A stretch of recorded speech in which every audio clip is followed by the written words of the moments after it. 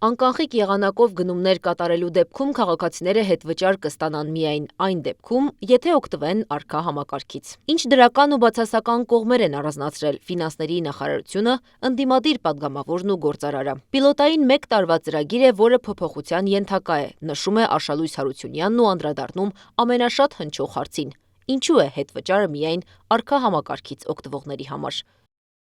Քանի որ այս հետվճարի նպատակներից նաև առանցքային է նաև ազգային վճարային համակարգի զարգացումը, որը բնականաբար առկա համակարգն է։ Երկրորդ հարցը նաև նա է, որ այս ծրագիրը սկզբնական պիլոտային 1 տարվա համար է, ու այս ընթացքում, որպեսզի ավելի լավ ախտորոշում վերլուծություն լինի, նաև ֆիսկալ տեսանկյունից։ Ընդդիմադիր падգամավոր Թադևոս Ավետիսյանն էլ կարծում է, տեխնիկապես պատրաստ չեն, որպեսզի հետվճարը գործարկեն նաև օրինակ վիզա, մաստեր եւ մյուս համակարգերի համար։ Ինձ թվում է, դեռ տեխնիկապես նախ երևի պատրաստ չեն այդ գործադրելու, այդ համակարգ ամբողջությամբ եւ իրավացիորեն ուրեմն այդ խնդիրը առկա է,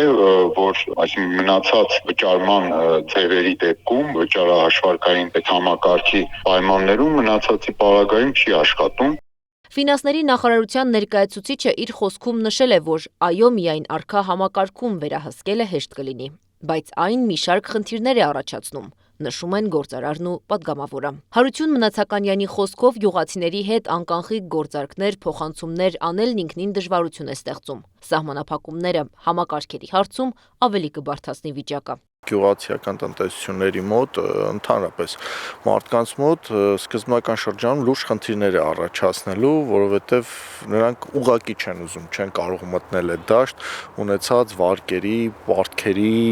դահակների պատճառով։ Մինչդեռ մակրոտնտեսական քաղաքականության վարչության պետը կարծում է, հետվճարային համակարգը գործարկելով խթանում են անկանխիկ գործարքներ կատարելը։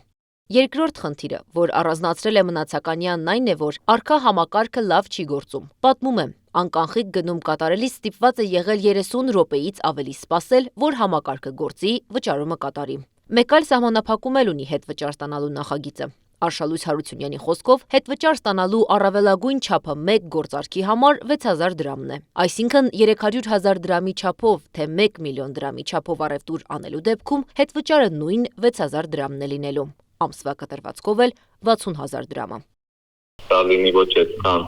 դրական, բայց սա մի կողմից տեսվում է նաև հարկաբյուջետային ծախսերը, մյուս կողմից նաև տեխնիկապես իրան դարձնում է ավելի կառավարելի, որովհետեւ օրինակ մարդիկ չգնան, մեծ ավտոմեքենա առնեն ու իրանք ստիպված շատ հետվճարներ տրվեն։ Նաև որոշակի սոցիալական կոմպոնենտ ստեղ առաջ գալիս, որ եթե վերևից սահմանափակումներ են դնում, ապա կստացվի շատ հարուստներ, ովքեր մեծ գնումներ են անում, իրանց ուղղակի հետվճար կսահմանափակվի։ Իսկ աղքատ քաղաքացիների համար կարծես չեն մտածել։ Եթե գործարքը չի հատում 1000 դրամը, հետվճար չեն ստանում քաղաքացիները։